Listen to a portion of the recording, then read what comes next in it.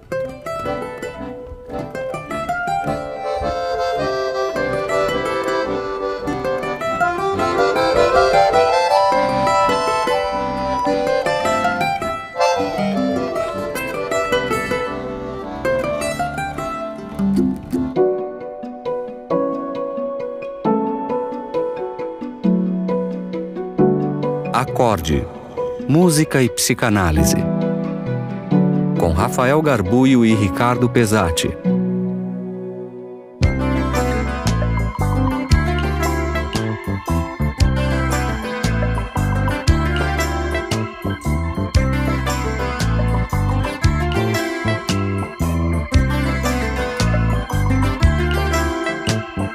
Drão, o amor da gente é como um grão, uma semente de ilusão. Tem que morrer pra germinar, plantar em algum lugar, ressuscitar no chão, nossa semeadura. Quem poderá fazer aquele amor morrer, nossa caminhadura? Dura caminhada pela estrada escura. Olá, Silvana, que prazer imenso ter aqui hoje conosco a Silvana Herr. A Silvana, ela já fez um episódio conosco e naquele episódio foi mais a minha sugestão da música que dela, né? Eu joguei a batata quente no colo dela e ela foi lá e nos ajudou demais a fazer aquela análise maravilhosa que nós fizemos da música Mother, do John Lennon. Mas aí ela passou um tempo, Ricardo, tem uma que eu gostaria de fazer, que é Drão, do Gilberto Gil. Eu suspeito, né? Sou fanzaço também do Gilberto Gil, assim como o Rafael, né? E falo, opa, vamos lá, vamos falar de Drão. Seja bem-vinda, Silvana. Por que você escolheu o Drão? De onde veio essa vontade de pegar essa música? Muito obrigada, Rafael e Ricardo, por proporcionarem a minha visita aqui de novo. É um prazer estar com vocês, muito bom mesmo. Pois é, né? Por que eu escolhi a música Drão? Eu estava pensando em uma música e várias vieram à mente, mas essa veio e outras vieram, a Drão voltava. Aí eu falei, bom, tem que ser essa, né? Ela retornava a minha vontade de falar. E depois eu percebi que a música fala sobre um tema que é muito caro para mim, né? O tema da transformação, da mudança. Como seres humanos, as mudanças, as transformações, elas acontecem, elas são inerentes a nós. E há vários tipos de transformação, as transformações estruturais, como o nascimento, as impostas, como ser mandado embora do trabalho, há que se adaptar, e as escolhidas, que é sobre o que fala Gil nessa música, e não menos difíceis. Porque nessas é difícil lidar com as partes boas, os prazeres que se deixa para trás, né? Preciso muita coragem. E é sobre isso que essa música fala. E, Silvana, já reforçando aqui o que o Ricardo disse do prazer e da honra em tê-la conosco, e agradeço ainda mais por você ter trazido essa música, uma música extremamente bela e que ela suscita muitas reflexões, né? Você começou falando sobre, e eu achei interessante de cara a gente tocar nesse assunto, sobre as mudanças essas escolhidas, e essa música fala, né? Essa música talvez seja a mais autobiográfica do Gilberto Gil, não sou eu que estou dizendo, eu já vi ele falando coisa parecida. É uma música que retrata bem o momento da vida dele, ali pós-separação, de um casamento com filhos, enfim, é uma situação, quando você diz de mudanças na vida, aquelas mudanças que a gente acaba escolhendo, não tem outra, eu acho que não tem um exemplo tão bem acabado quanto essa obra, e que ela é muito bem acabada, né? Isso que eu estou querendo dizer, ela é muito bem feita, poeticamente muito bem feita e tal. E você já chegou citando a coragem, eu achei muito legal isso, porque ela é uma música que traz isso, né? E eu, como sempre, eu pego essas obras que se comunicam conosco e eu fico tentando entender o que tem além das palavras, né? Eu adoro ir lá na música e encontrar alguma coisa que respalde. Porque, veja, fazer música todo mundo faz, né? Mas por que a gente tá falando de uma música que tem 41 anos? É porque essa música ficou, ela realmente conseguiu, na minha opinião, ela conseguiu se comunicar com todos. É uma obra de arte. E tem muitos detalhezinhos, tem uma coisa que já me ficou claro na primeira vez que eu vi, que ele compõe uma música, agora eu tô falando só da música enquanto organização sonora, né? Tô deixando o texto de lado, por mais que não... Eu adoro essas partes, Rafael. Quando você fala da música, eu fico encantada. Pois é, eu acho tão interessante isso, porque a gente vai lá e eu, pelo menos, eu sempre acho alguma coisa que faz sentido, porque veja essa música do Gil, ele compõe uma música que ela é musicalmente muito tranquila, ela é uma canção a beata, tem uma frase, ela não é muito simétrica musicalmente falando, não vou nem entrar nessa seara, mas ela não é tão simétrica como a maioria das canções, mas ela é uma canção. Tem a primeira parte, repete, e tem uma codazinha que a gente fala, né? Ou seja, um finalzinho da frase musical que meio que resume a primeira. A música é feita de 3 versos que vão se repetindo e trocando. Ou seja, tudo muito tradicional e tudo muito gostoso de ouvir. Mas a hora que você vai efetivamente ouvir, tem um detalhezinho ali que chama atenção. Ele compõe uma música numa tonalidade X, né? A tonalidade original, pelo que eu vejo, é em Dó maior mesmo. E só que ele não se atém a colocar só as 7 notas do tom. Ele coloca muitas notas alteradas. E nessas alterações, ele constrói uma frase como essa aqui, ó. Escuta, veja se vocês estão ouvindo bem.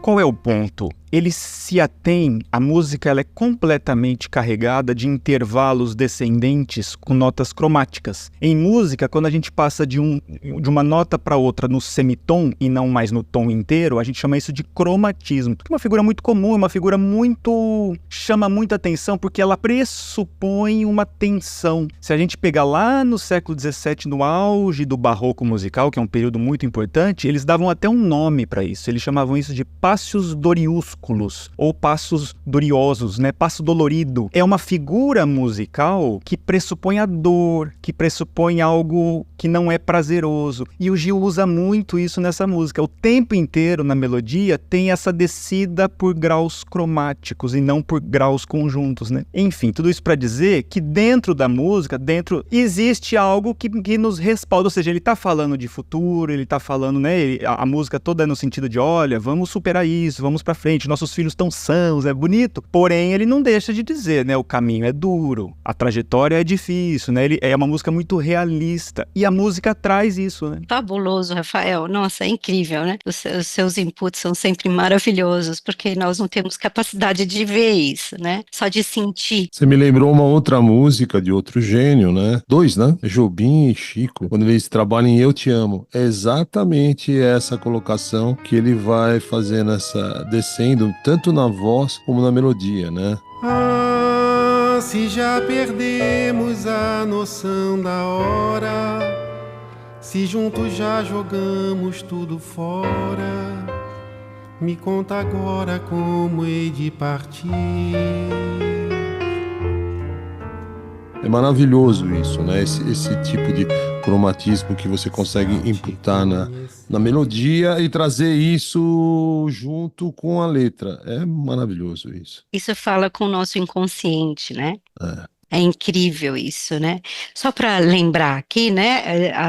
A música se chama Drão, porque esse é o apelido da Sandra Gadelha, a então esposa do Gil, né? Ela foi a terceira esposa do Gil, e com ela ele teve 3 filhos, a Preta, a Maria e o Pedro, que ele chamou de a semeadura deles, né? Eles ficaram casados 17 anos. Eles eram amigos de Gil, de Gal, de Caetano, todo mundo ali na vizinhança, né? E foi a Sandra que acompanhou o Gil no exílio, né? Durante a ditadura, em tempos bem difíceis, né? Como o Rafael falou, né? É um clássico da nossa música popular, né? É muito original e ela, embora tenha essa dor, ela trata do divórcio de uma forma muito especial. Os versos têm dor, mas tem carinho, respeito, afeto. É muito bonito, não tem como não tocar quem a ouve, né? Ela foi composta em 81 e lançada em 82. Ele procura dar uma perspectiva otimista, mas não romantizada ao divórcio, né? Lá na primeira estrofe, ele fala assim,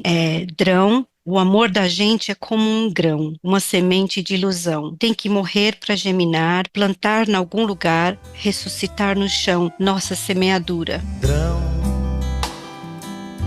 o amor da gente é como um grão, uma semente de ilusão. Tem que morrer pra germinar, plantar em algum lugar, ressuscitar no chão, nossa semeadura. Quem poderá fazer aquele amor morrer? Nossa caminhadura. Ele está falando ali pra gente uma coisa tão bonita e difícil, né? O amor não morre, ele se transforma. Ele se transforma em outra coisa, um sentimento que também pode ser bom, mas é um afeto que se encontra em mutação. Falar dessa mutação é uma coisa que é inerente à vida, né? O amor se metamorfoseia, né, em outra coisa, em outro tipo de afeto, mas sem ter que passar por uma dificuldade, né? E quando a gente fala em metamorfose, me veio agora na cabeça a borboleta, né? A borboleta, antes de ser borboleta, tá no casulo. Para ela sair do casulo, ela passa por um processo muito doloroso que até sangra. Eu tive a oportunidade de ver porque uma grudou aqui dentro da minha casa e eu fiquei prestando atenção em em todas as estágios e realmente havia pingos de sangue no chão, né? O casulo estava aberto, ela já tinha ido. Mas havia pingos de sangue no chão, né? Para ela poder tirar as asas do casulo, para ela poder voar, né? Que é uma metáfora linda, né? Ela passa por um processo bem doloroso. E a gente não pode ajudar, porque senão a gente mata a borboleta, né? Portanto, esse processo, ele tem que ser vivido pelo ser sozinho. Não dá para outra pessoa fazer isso pela gente, né? Quando a gente olha para isso, Silvana, é uma elaboração tão de acolher a dor, né? Muitas vezes É. o primeiro sentimento que vem é de evitar a dor em algumas situações. Sim, Eu sim. vou evitar a dor, eu não quero olhar para isso, eu não quero passar por isso. E natural, né? A gente tende a evitar o desprazer.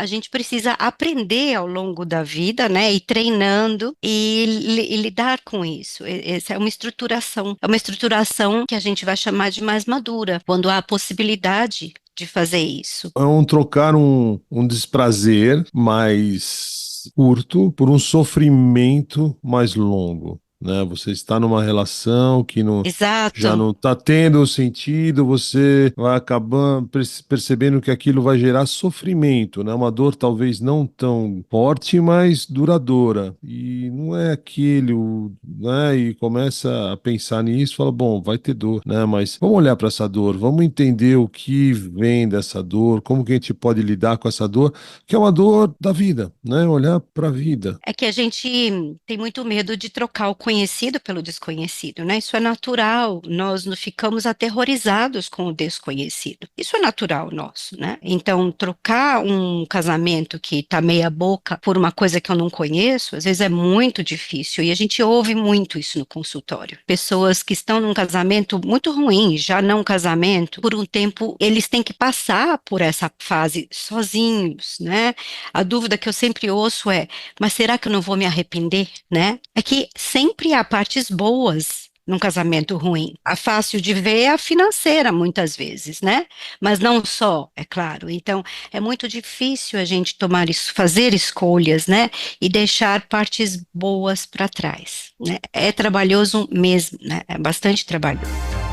Deixar você ir não vai ser bom, não vai ser bom pra você, nem melhor pra mim.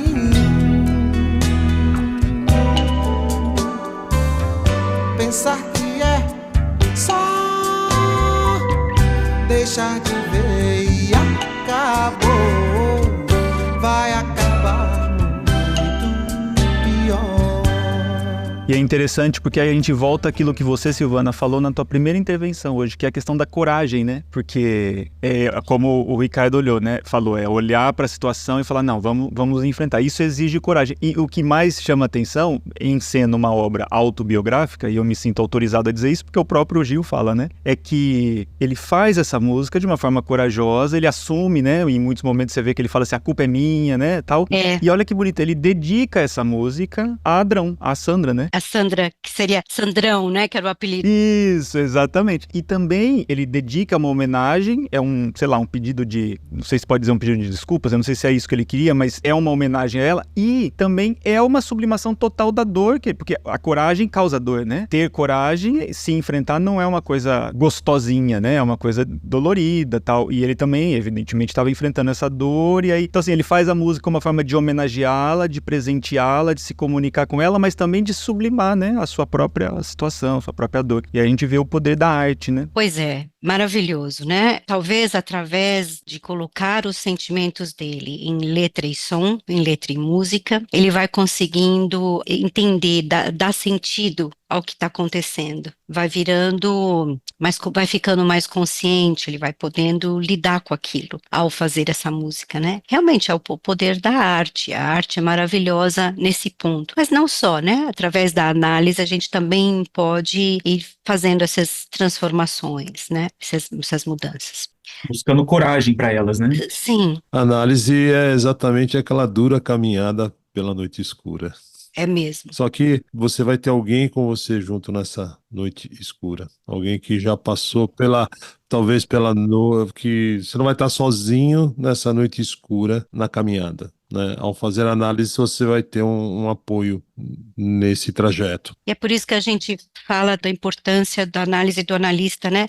Em psicanálise, o analista se forma através de sua própria análise, porque é isso, eu não vou dizer para o paciente, vá, não se aterrorize, porque eu também já fiz, porque essa é a minha experiência. Mas há algo sobre a transferência, sobre o que pode ser sentido naquele trabalho a dois, que pode fazer com que o analisando sinta que é possível fazer isso. Silvana, agora há pouco você trouxe uma imagem linda, né, da borboleta, você refletindo sobre o poema que o Gilberto Gil escreveu para pôr em pé tudo isso, toda essa reflexão que nós estamos fazendo, ele criou imagens, né? E você, para refletir, você criou uma outra imagem ainda mais linda. E uma coisa que me chama a atenção nessa música, me chama há um bom tempo, eu adoro essa música, eu conheço ela há bastante tempo, né? Ele se alicerça em cima de imagens que são imagens contundentes, assim, né? Quando ele fala do grão, que tem que morrer para semear, etc, etc. Mas ele cria umas imagens meio paradoxais, etc, né? Mas aí eu me lembrei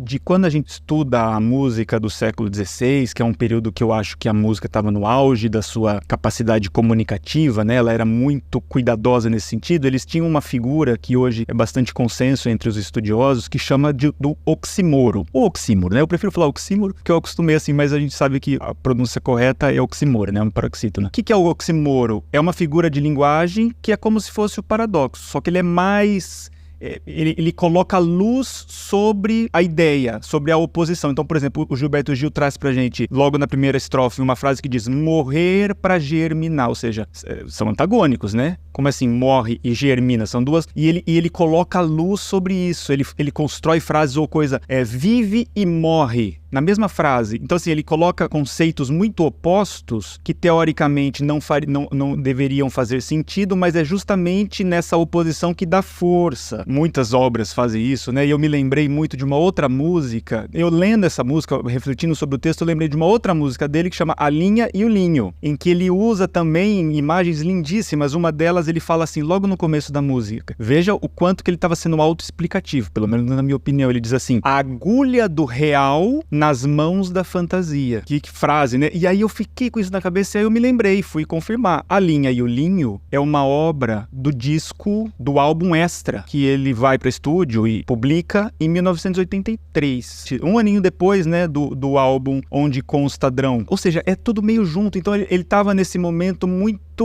Quando ele diz na música Linha e Linho que a agulha, né, aquilo que está construindo, a agulha do real está nas mãos da fantasia, ele tá falando sobre Drão, né? Ele tá falando sobre esse momento. É sua vida que eu quero bordar na minha.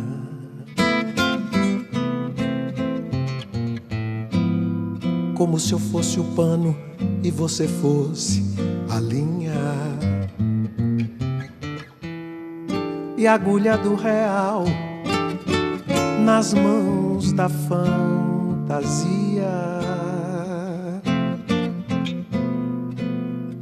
Fosse bordando ponto a ponto nosso dia a dia.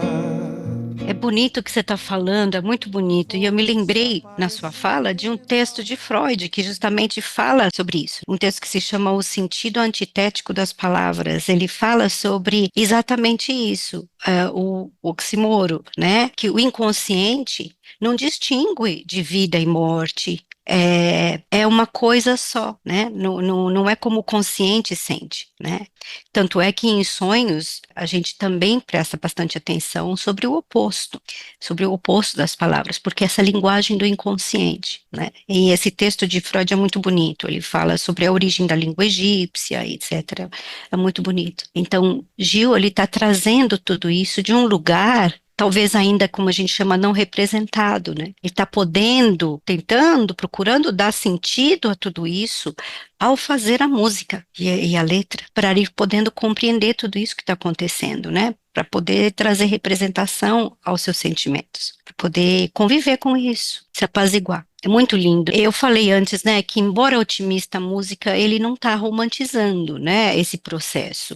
Quando ele fala lá na segunda estrofe, ele fala assim, quem poderá fazer aquele amor morrer? Nossa caminhadura, dura caminhada pela noite escura. Como você já tinha mencionado, né, essa noite escura, a caminhadura, são menções sobre a dificuldade. O processo é duro, mas ele é possível e ele precisa ser feito, né? É bonito, né? A caminhadura, o neologismo, né, que ele inventa, pode ser referência não só às dificuldades, mas também à cama de tatame, onde eles dormiam no começo do casamento. É muito bonito, né? Essa caminhadura, eu acho lindo. A separação realmente é um ato de fé. E já é a segunda estrofe. Essa segunda estrofe é... Não pense na separação. E agora, assim, quando a gente fala em não pense na separação, no momento que você está se separando. Então, é um convite a olhar para aquilo que está acontecendo de uma forma diferente. Sim. Olha, você vai olhar para a falta, né? Olha, e não olhe para a falta. Quando a gente fala em separação, a primeira coisa que aparece é uma falta, né? Não terei mais aquilo. Sim. Mas, ao mesmo tempo, separar não necessariamente é falta, né? Separar também é dar um outro sentido, dar uma outra direção, ter um novo percurso, ter uma nova forma, ter essa metamorfose que acontece, né? Então, você fala em separação, teoricamente falta, mas não é, né? De novo, esse contraponto aí, desse paradoxo que você trabalha. É separação e união, né? Que a gente está falando tanto do oxímoro, né? A separação pode ser união também. É uma união de um outro tipo de amor. Eles ficaram amigos. O divórcio foi consensual, né? Eles ambos acharam que o casamento já não fazia mais sentido, né? E é isso, ele fala, não pense na separação, não desperdice o coração. É muito bonito. Drão, não pense na separação, não despedace o coração.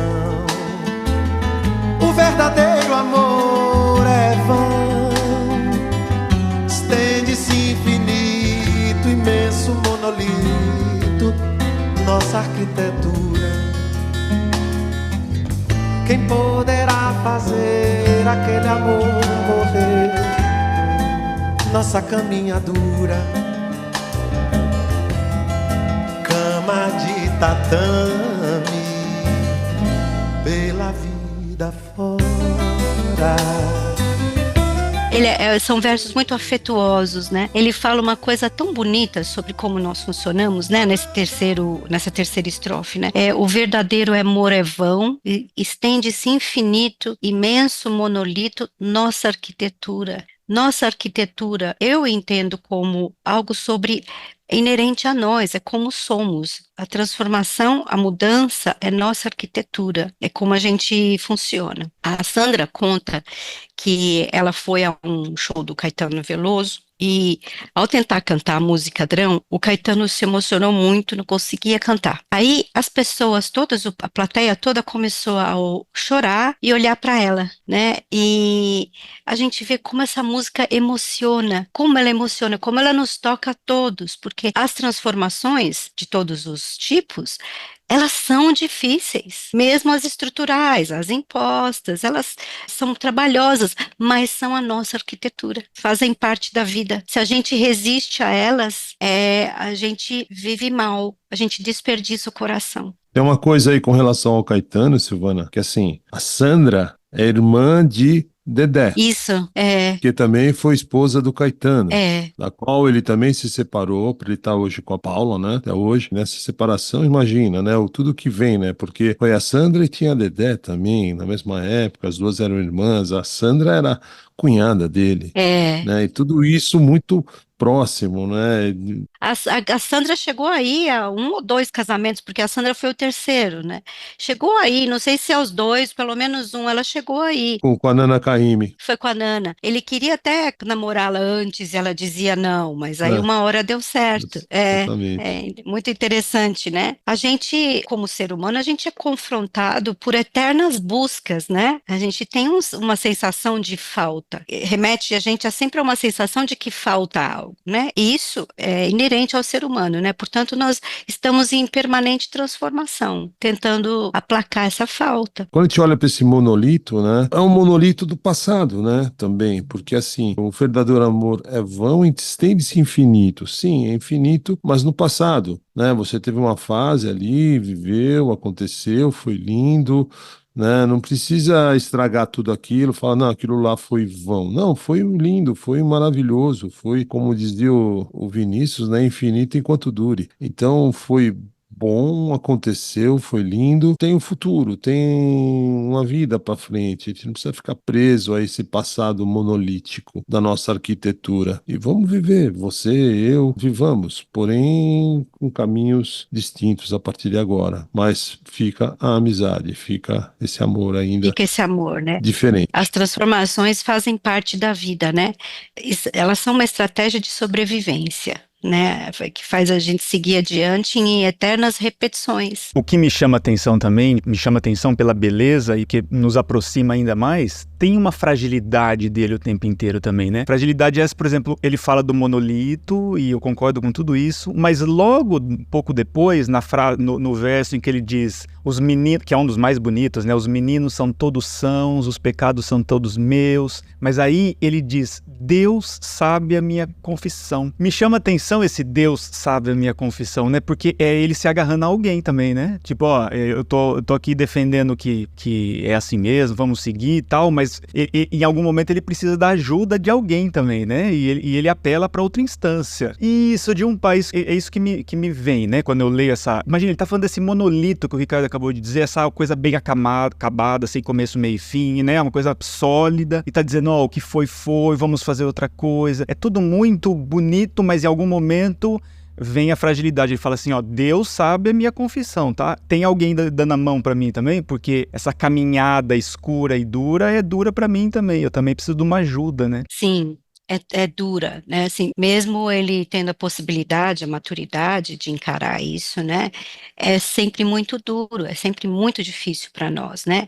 A gente tem uma tendência natural a imortalizar o prazer, né? Só que nada é imortal, né? A gente paga um preço bem grande, né, para renunciar essas coisas boas das escolhas que ficam para trás. E esse é o paradoxo, né? Esse é o trabalho de análise também, né? Talvez esse lugar de Deus esteja também na procura de um analista para que se possa fazer o processo, que é sempre sozinho, mas com um testemunho. Talvez, se eu cair, você me segura. Se eu titubear no meu próprio ouvir o que eu estou dizendo, você vai ter alguém do meu lado, né? Que é um pouco isso, é o medo de se ouvir, né? De falar e falar, olha, será que eu disse isso mesmo? Nos meus retiros espirituais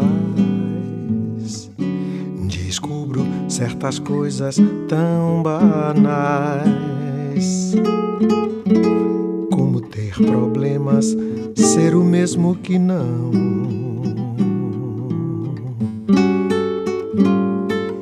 Resolver tê-los é ter, resolver ignorá-los é ter. Você há de achar gozado ter que resolver de ambos os lados da minha equação.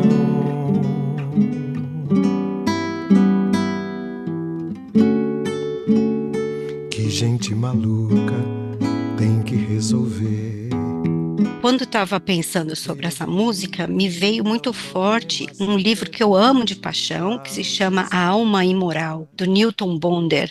E tem também uma peça de teatro que está em cartaz há mais de 10 anos, vem e vai das cidades, né, com a Clarice Nisquier. É maravilhosa, eu recomendo o livro e a peça. Eu já vi a peça umas 3 vezes e o livro eu já li um monte, é livro de cabeceira, né, um livro pequenininho que preciosíssimo, né.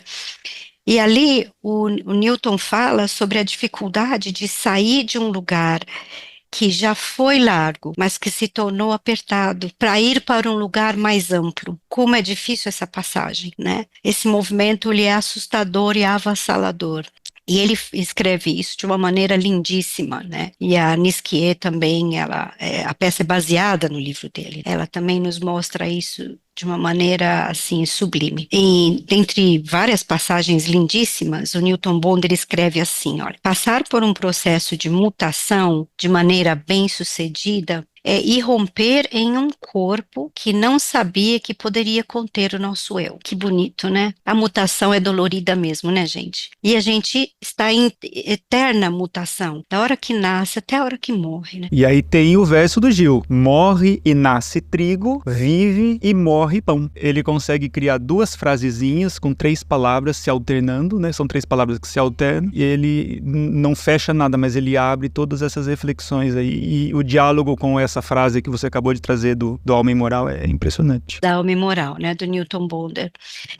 Realmente é um processo bastante maduro de elaboração psíquica, né, bastante maduro. A gente tem essas mudanças que eu falei no começo, né, estruturais, que também são difíceis, né, o nascimento, por exemplo, né, porque a gente tem que se adaptar a um mundo aéreo e tudo mais o que vem com isso, a gente já começa tendo que se adaptar, o bebezinho tem que se adaptar a tantas coisas, né, e eu me lembrei de uma passagem com a minha neta, ela tem 3 aninhos, e como é natural, ela tem falado para os pais que quer dividir o marido com a mãe e que quer casar com o papai, como é natural, né? E mais recentemente eles a encontraram chorando no quarto. E aí ao perguntar por quê, ela falou, é porque eu não vou poder casar com o papai. Ela tem 3 anos, né? Isso é fabuloso, né? É lógico, nos despedaça o coração, né? Porque a gente não quer, um lado nosso não quer que uma criança sofra, e ela sofre quando ela está passando por isso, mas aí tem uma transformação estrutural, a que todos nós precisamos passar. Então, ela está conseguindo, né, ali, é, ela está começando a se tornar apta, né, a lidar com a dureza da separação, do que não vai poder acontecer, do que não vai permanecer, né? É muito complexo lidar com isso mesmo, porque ela também ama a mãe, né? É uma confusão danada ali. A mãe, ela ama a mãe e quer a mãe fora do jogo ao mesmo tempo, né? Ao mesmo tempo, né? Então, toda essa estruturação, quando ela é feita de maneira saudável, quando o ambiente propicia também, né, vai permitir com que, mais para frente, ela possa endereçar essa libido, esse desejo, a outrem, vai permitir essa passagem. E esse é o processo de luto, né? O processo de luto é esse, é a gente poder, após um período de sofrimento, que é inevitável, né? Que a gente possa ir usando toda essa libido, todo esse amor que é endereçado a alguém que não está mais ou que não é possível para outras pessoas. E é isso. O Gil vai endereçar o seu amor erótico para outra mulher agora. Ele consegue explicar. Aí a gente tem a possibilidade do que a gente chama de luto não patológico. O luto é uma incógnita, ele existe, né? Ele faz parte da nossa necessidade, passar por luto, né? De preferência o que a gente chama desses lutos não patológicos, ou seja, lutos que cessam, né? Onde é possível a gente endereçar a libido para outras pessoas ou coisas, né? Outros empregos, outras posições, né? A perda da juventude, por exemplo, né? Não são só pessoas, o luto se diz respeito à perda de coisas e pessoas também, né? Posições, objetos, né? Mas a gente sempre vai carregar a semente de todas essas coisas passadas no que a gente está fazendo no presente, né? Todas essas coisas passadas e pessoas, elas nos constituem. O Gil, ele é mestre nisso, né? Aliás, eles, você pegar o Caetano também, o Chico, mas ele tem uma noção muito forte do que é o tempo. Então, se a gente pegar lá em Tempo Rei, Não Me Iludo. É linda essa música, muito linda. Lembra de Oração do Tempo, do Caetano. Ou a Oração do Tempo também, do Caetano, que é maravilhosa, né? Então, És um senhor tão bonito quanto a cara do meu filho. Exatamente. És um senhor tão bonito quanto a cara do meu filho. Tempo, tempo, tempo, tempo, vou te fazer um pedido. Tempo, tempo, tempo, tempo. Compositor de destinos, tambor de todos os ritmos. Tempo, tempo, tempo, tempo, entro num acordo contigo. Tempo, tempo, tempo, tempo. E essa noção do tempo é um dos deuses mais lindos, né? Como diz o Caetano. Faço um acordo contigo. É lidar com o tempo, porque um dos movimentos, eu chamo até de narcísico, né? É de se agarrar àquela situação, se agarrar àquele fato, se agarrar àquilo que já foi bom um dia, né? Então, eu tô aqui nesse emprego, não, mas esse emprego foi maravilhoso, eu não posso perdê-lo. Opa, foi maravilhoso. Ele ainda é maravilhoso para você hoje. Essa situação, até a juventude, né? Eu sou tão jovem, eu sou tão bonito, eu tô... Cara, legal, mas e aí? Você vai ser um jovem de 80 anos agindo como um jovem de 80 anos? Não faz muito sentido. A vida muda. E aí, Ricardo, a gente vê aquela famosa frase que eu nunca entendi na vida. Fala assim, no meu tempo. Eu falo, mas você morreu? Como assim, no meu tempo? Qual é o seu tempo? O seu tempo é hoje, né? Não existe essa de o meu tempo. Mas é uma frase muito comum, né? No meu tempo. Nós podemos falar quando eu era jovem, quando eu era criança, né? Mas o nosso tempo é agora. Isso, nomeia direito, né? Mas no meu tempo é muito... Tem um amigo que é um século XVI, tá? Então... Eu já falei que eu não confio em música com menos de 3 séculos. Rafael? O cara gosta do século XVI, mas ele não vive lá. Não. Ele gosta do que tem de estrutura artística, de representação artística, né, da música e ok, né? Eu posso gostar de rock and roll dos anos 70, 80, 90, como posso gostar do hip hop de hoje, né? Eu posso escutar funk e achar legal. Sair um pouco desse lugar do ou, né? Ou você gosta de funk ou você gosta de rock and roll. Não, eu posso gostar de rock and roll e posso gostar de funk e posso gostar de música do século XVI. Um não exclui o outro. Porque o ou acaba por estreitar a vida, que nem lá na definição da alma e moral, né? Sim, Esse ou estreita a nossa vida, né? Ela acaba ficando apertada. sim, exatamente. E, como eu estou dizendo aqui, e a vida é para ser vivida. E quanto mais a gente puder ter esse, né? E puder, eu gosto disso e disso. Eu gosto de manga e uva e melancia e cerveja e dobradinha, né? Posso gostar do que eu quiser, chiclete eu misturo com banana, né? Como dizia nosso grande repentista.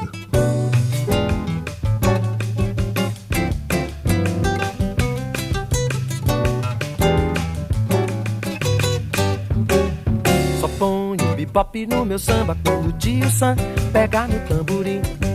Quando ele pegar no pandeiro e no zabumba, quando ele entender que o samba não é rumba, aí eu vou misturar Miami com Copacabana, chicletes eu misturo com banana, e o meu samba vai ficar assim. É um privilégio incrível a gente ter tido coisas bacanas que passaram, né? É um privilégio, né?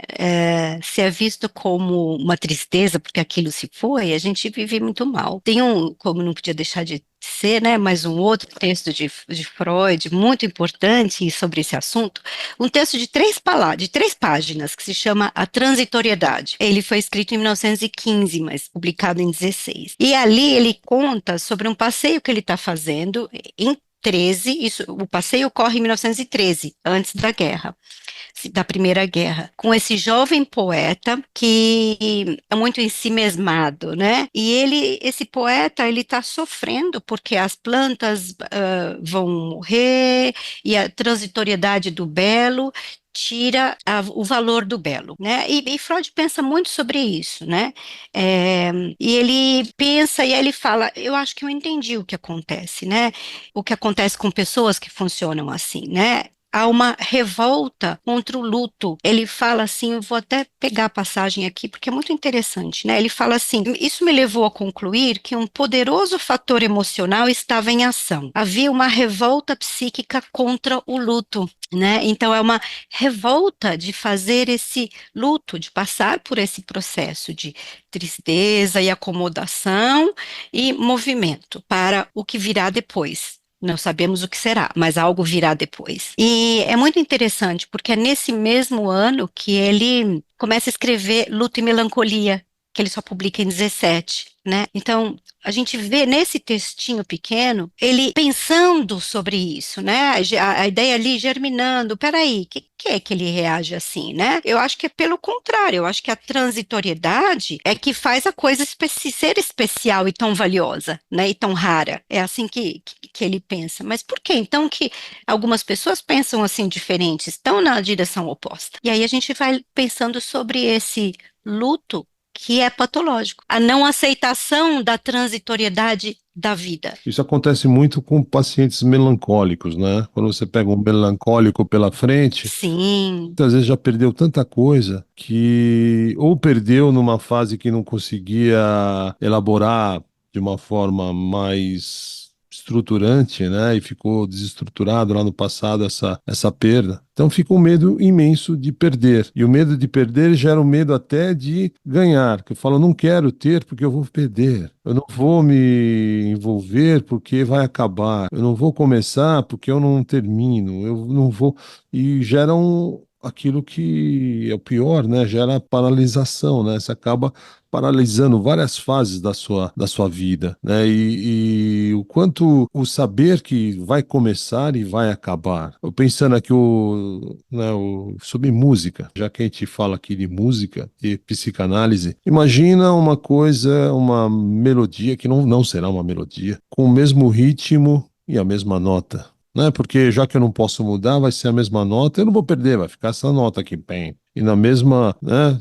Isso aí é tortura, vira uma tortura, né? Não é natural, não comunica, né? E o que gera a beleza da música são as mudanças de notas, né? Você tem uma melodia que você tem várias, né, inversões, você tem várias formas de construir a melodia que não é uma nota só. Por mais lindo que seja o samba de uma nota só, que tem tudo menos uma nota só, que o Tom Jobim fez.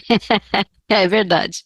Mas só tem o nome de samba de uma nota só, porque é maravilhoso aquilo lá, aquela estruturação melódica que ele fez. Mas assim, a variação de ritmo, a variação de melodia, de notas, né, em harmonia, isso que dá graça à vida. E o inverso disso, né, que é se agarrar e querer manter aquilo que se tem, né, o tempo todo, infinitamente, não é natural e não vai para um lugar que é bacana. Não é por aí. E, Silvana, antes de passar para você, já fazendo uma menção rápida, você citou o texto da transitoriedade, que aliás é o texto que me chama muita atenção, porque como você mesmo disse, é um texto que tem 3 páginas, né? 4, é muito curtinho. E eu, desde a primeira vez que eu li esse texto, há muito tempo atrás, eu falei assim, como que este ser humano conseguiu colocar algo tão grandioso em um espaço de texto tão curtinho? Isso mostra a genialidade, porque não é e ele comunica, você lê o texto e você entende o que ele tá falando, né? Eu fazer essa notinha de rodapé porque eu acho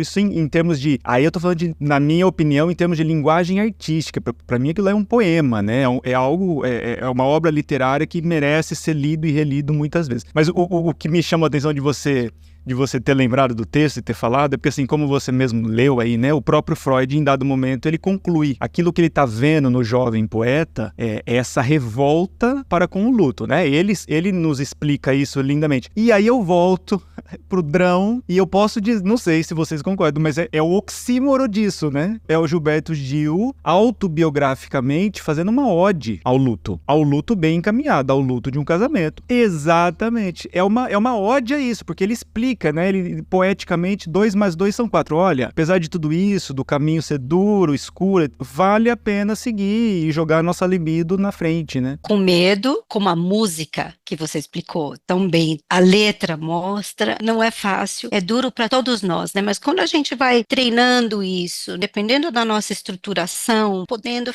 ser mais possível, um pouco mais fácil, né? Haverá menos resistência, né? Como eu achei tão belo perceber isso na minha neta, né? Ela já está mostrando isso, assim, na estruturação, de lidar com isso. Ela está chorando porque a questão é final, ela não vai casar com o papai. Dói muito. A gente acha engraçadinho, a parte do engraçadinho é uma dor real pela qual nós passamos, né? A estruturação edípica, nós todos precisamos passar, né? Pela lida com o 3. E quantos adultos têm dificuldade imensa em lidar com o trio?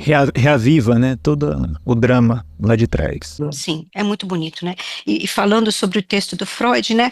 Um ano depois dessa conversa com esse rapaz, eclodiu a Segunda Guerra, né? E aí a Primeira Guerra, revelando a fragilidade de tantas coisas que as pessoas acreditavam totalmente sólidas já, né? Só para ilustrar, na minha cabeça isso é muito, eu crio essas imagens, né? Porque nesse texto ele realmente está passeando com o poeta, né? Está passeando, é verão, eles estão vendo as flores, que incita o jovem poeta a falar sobre a tristeza de que as flores vão morrer, no inverno tudo aquilo vai desaparecer. E voltará no próximo verão. Exatamente, mas o que me chama a atenção desse passeio é porque em história da música a gente ouve falar muito que Gustav Mahler, um compositor alemão daquele período, muito atormentado com sua vida, né? E a sua obra retrata esse tormento lindo que ele tinha, mas tem-se notícias de que ele deu umas passeadinhas com o Freud também. O que dizem é que ele devia ter passeado mais.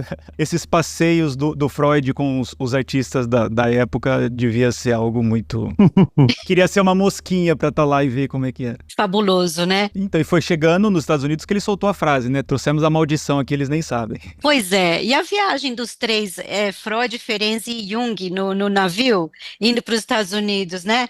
Eles contavam sonhos uns dos outros. Imagina a gente estar lá para ouvir. Sim, Deixar uma provocação aqui, ó, para quem escuta. isso foi antes dele brigar com o Jung, né? Pegue seu artista aí próximo, não precisa ser um Gil, Caetano, né? Tem tanto artista, tem tanta gente boa nesse Brasil. Vai conversar, vai dar uma volta no parque, vai ali escutar o que tem para ouvir. É tão rico. Porque hoje se faz muito menos isso, né, Ricardo? Hoje as pessoas conversam por WhatsApp. Eu tenho um hobby, né? Não é um hobby, minha atividade. Eu gosto muito de pedalar. E no pedal a gente conversa, né? Não dá pra. Você tem que. Até agora, graças a Deus, não vi ninguém. Assim, se você pedalar com o celular na mão, olhando pro celular, a chance de. Você cai. Então Você fica cai. todo mundo ali com duas mãos no guidão e a gente, onde eu pedalo normalmente é fora da cidade, assim, região aberta, né? No meio do verde. Então a gente conversa muito, né? Você passa horas ali conversando com as pessoas. Isso é tão enriquecedor. Você, né? Você tem chance de firmar amizades, de escutar o outro, de ser escutado, de... Nossa, isso é muito bom. E é uma situação onde você está mais aberto, né? Pelo fato de estar ali em contato com a natureza, às vezes está muito cansado também, né? Um apoia o outro, enfim. Né, às vezes até se questiona, né? O que que eu tô fazendo aqui, né? Podia estar dormindo, podia estar... Às vezes chove, às vezes... E tá ali É, porque quer, né? Não tem obrigação nenhuma de estar. Eu acho que é essa que faz a diferença. não, e é bem interessante trilha, mountain bike, essas coisas, porque depois que você começa, Eu já me questionei bastante fazendo trilhas, né? Domingo inteiro subindo e descendo morro e não sei o quê. O que que eu estou fazendo aqui? O que que eu tô... até, sei lá, 10, 20% do percurso você ainda pode voltar, mas chega um momento que você não tem mais como voltar. Você fala, é melhor acabar isso aqui. Então você tá cansado, tá todo. Não vale mais a... Mas tem uma coisa que tem até a ver com a música aqui, que você sabe que é um desconforto, muitas vezes, mas é passageiro. Então, eu tô aqui no frio, né? Às vezes, agora é o calor, né? Então, tô aqui debaixo do sol de 40 graus e, nossa, tá muito quente, mano, mas relaxa, daqui, você olha, hoje tem GPS, tem tudo, né? Você olha aí no GPS, só faltam 10 quilômetros. Bom, daqui 10 quilômetros eu vou estar de volta lá onde eu comecei, vai ter água gelada, vai ter um suco, vou poder me refrescar, depois eu vou embora dentro do meu carro, ligo o ar-condicionado, vou no ar-condicionado até em casa. Então você sai daquela situação de desconforto, né? Não desconforto. O desconforto ele é muito ruim quando você não sabe quando ele vai acabar. Mas quando você sabe que o desconforto tem um prazo ali para acontecer, você até dá conta. Você fala, não, relaxa, é mais um pouco. Tem um pouco a ver com a música aqui, né? Dentro da grande, assim, maturidade do Gilberto Gil, né? Ele fala, bom, é luto, sofreremos, isso vai acontecer, mas olha, essa separação vai ser boa e a gente vai ter uma boa vida daqui pra frente, né? Vai ter um luto, não vai ser... Hoje não é tão gostoso, mas tenho certeza que podemos passar por isso, né? Tem que morrer, nascer trigo, viver, gerar, né? Vive, morre pão. Morre, nasce trigo, vive, morre pão. Pra germinar. Tem o desconforto, mas tem um conforto também, que é o prazer da conquista, né? Vale a pena. Vale a pena. A gente até se pergunta no meio do caminho, o que é que eu estou fazendo aqui? Mas depois a gente percebe que vale a pena, né? Vale a pena. Senão você não ia de novo. Pois é, Aí te chamam pra ir de novo. que nem ter filho. Querer ter filho. Tem de novo? Como assim? De novo, né? Foi tão duro.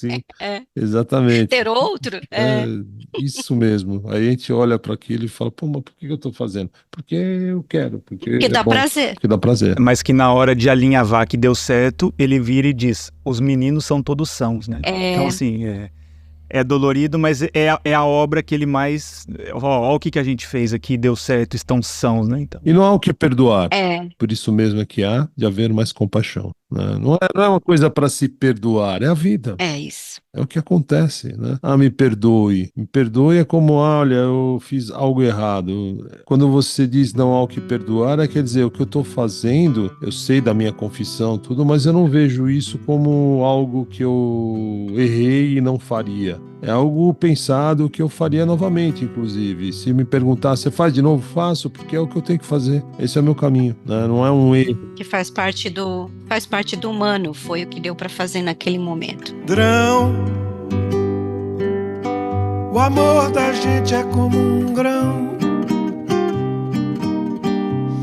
uma semente de ilusão, tem que morrer pra germinar. Plantar em algum lugar, ressuscitar no chão nossa semeadura. Quem poderá fazer aquele amor morrer, nossa caminhadura? Dura caminhada pela estrada escura.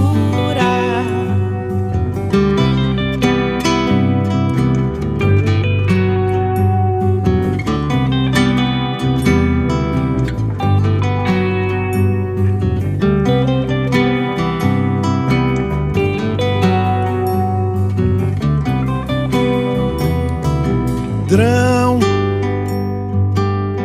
não pense na separação, não despedace o coração. O verdadeiro amor é vão. Estende-se infinito, imenso monolito, nossa arquitetura. Quem poderá fazer aquele amor morrer, nossa caminhadura? Cama de tatame pela vida fora.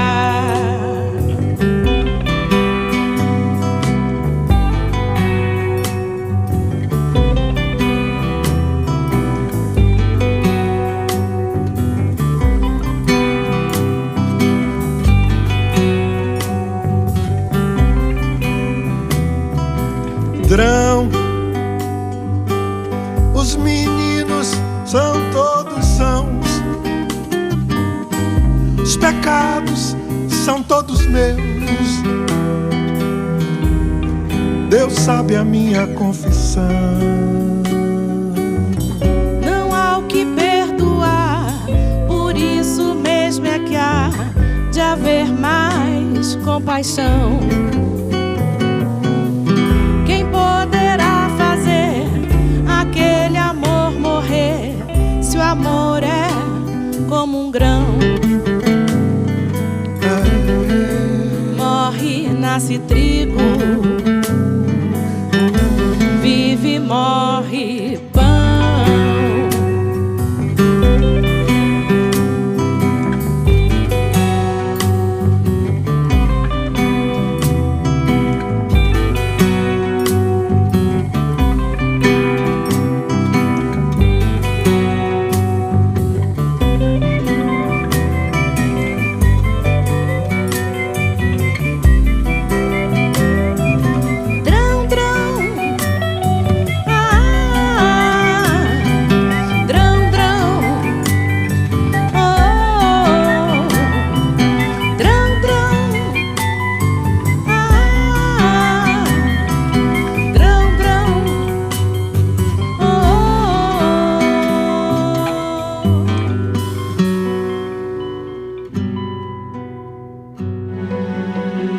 Acorde, música e psicanálise, com Rafael Garbuio e Ricardo Pesati. Produção de áudio Vinhetando.